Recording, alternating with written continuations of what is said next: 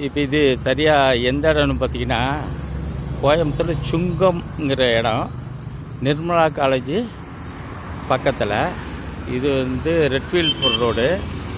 இந்த ஒரு ladies hostel இருக்குது.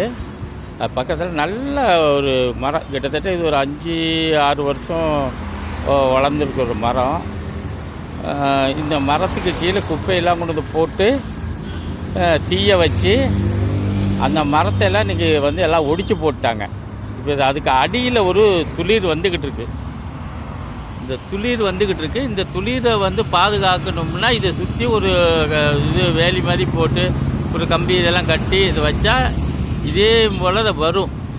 இந்த செடிக்கு மேலேயும் இந்த குப்பையை கொண்டு போட்டு இந்த நாற்றையும் வந்து தீ வச்சு எரிக்காமல் வந்து பாதுகாக்கணும். இதுக்கு சம்மந்தப்பட்ட துறையினர் வந்து நடவடிக்கை எடுக்கணும். இது யார் கொண்டு குப்பை போடுறாங்க, இது வந்து தீ வச்சுருக்காங்க, இது மாநகராட்சியா இல்லாட்டி ஃபாரஸ்ட் டிபார்ட்மெண்ட்டா யாராக இருந்தாலும் வந்து இது நடவடிக்கை எடுக்கணும்.